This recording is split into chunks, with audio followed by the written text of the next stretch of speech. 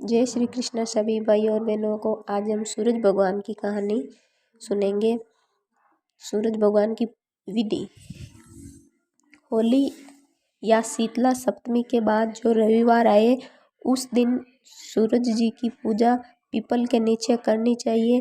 पूजा के रोठे में बीच में सूरज जी देखने के लिए थोड़ा छेद रखें।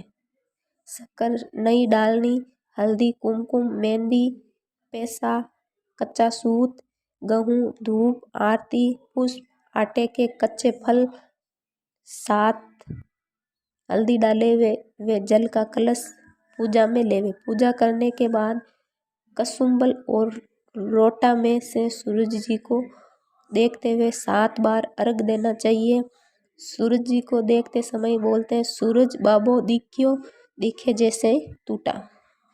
जल छोड़ते हुए बोलते हैं, कहानी कहते हैं, व्रत करते हैं। सूरज रोटा के उजीवनों में 8 औरतें वे एक साखिया जिमाते हैं। इस दिन एक रोटा पूरा समय ही खाते हैं, जूठा न छोड़े न किसी को उसमें से खाने दे। अब सूरज भगवान की कहानी। एक माँ बेटी थी। माँ गाय चराने जाती। चैत का महीना आया। होली के बाद का रविवार आया। माँ ने बेटी से कहा, बेटी आज तेरे व मेरे लिए 2 रोट बना ले। मैं गाय चरा कर आती हूँ, फिर तू और मैं दोनों पूजा करेंगे। बेटी ने माँ के निमित्त के एक रोट तैयार किया। इतने में सूरज भगवान जोगी का वेश धारण कर आए और बोले, माई भिक्षा दो। बेटी ने कहा, मेरा रोटा अभी सीखा नहीं। तो जोगी ने कहा, मैं जाता हूँ। बेटी ने सोचा, जा तक खाली नहीं जाना चाहिए, और उसने माँ के रोटे से एक किनार खांडी करके जोगी को थोड़ा रोट दे दिया। माँ गाय चरा कर आई। बेटी से बोली, मेरा रोट कहाँ है?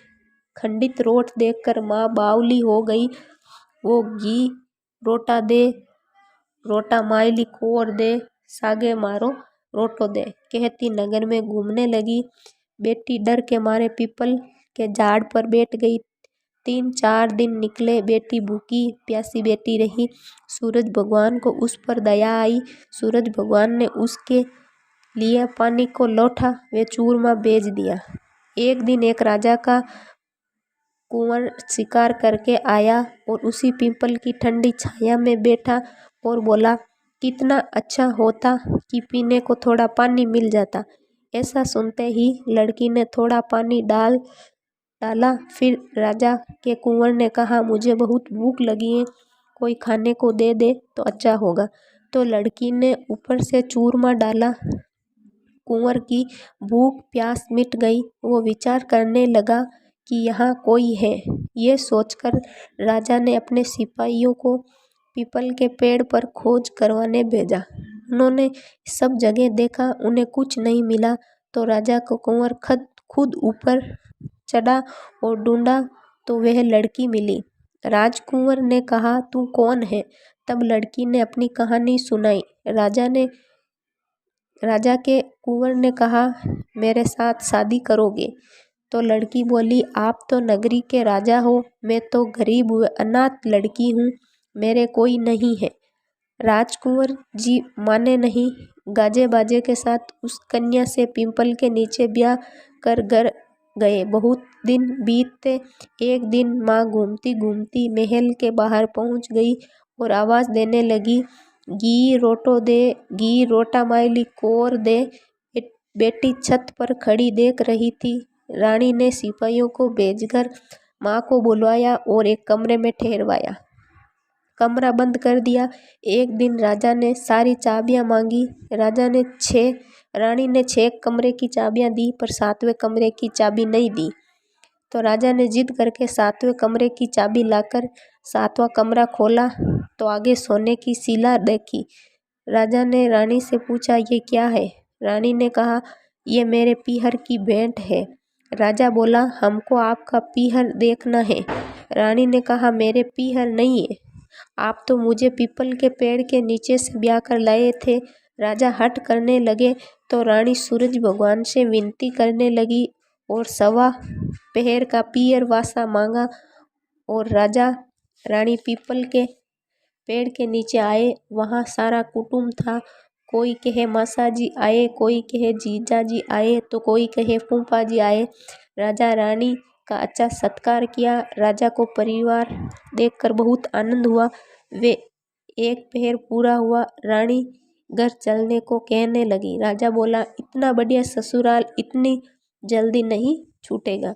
अब तो रानी कुंवर के चिखोट काटने लगी, उसे रुलाने लगी और कहा, मेरे तो कुंवर रो रहा है, आप राजा जी जल्दी चलो यहाँ से। राजा रानी को पीहर वालों ने खूब दिया और विदा किया। जल्दी से राजा जी ने अपने पैरों की मोचड़ी व घोड़ी का ताजना वहीं भूल गए। थोड़ा आगे जाते ही राजा को याद आई कि सिपाहियों ने कहा, रथ वापस घुमाओ। मेरी घोड़ी का ताजना और पैरों की मोचड़ी वहीं रह गई। रानी कहने लगी, इतनी सी चीज है तो पीछे वापस क्यों जाते हैं? इतना धन उन्होंने दिया है। राजा ने एक नहीं सुनी। पीपल के नीचे गए और देखा वहाँ राजा जी का सामान पड़ा है, पत्ते उड़ रहे हैं, कोई परिवार नहीं है, वैभव नहीं है। राजा बोले, रानी ये सब क्या है? रानी बोली, मेरे सूरज भगवान से 1.25 पहर का पीरवासा मांगा। मेरी तो एक माँ है जिसका रोटा खंडित होने से वो पागल हो गई है। घूमते घूमते महल के नीचे आई तो मैंने उसे बुलाकर कमरे में बंद कर दिया। उसकी सोने की शिला हो गई। इतना सुनते ही राजा ने नगर में ढिंडोरा पिटवा दिया कि चैत में रविवार को पीहरवास से लिए सूरज जी का व्रत करना चाहिए। जैसे सूरज भगवान ने रानी पर प्रसन्न हुए हैं, उसे पीहरवासा दिया, वैसे सब पर सूरज भगवान जी की कृपा बनाए रखे। जय सूरज भगवान की।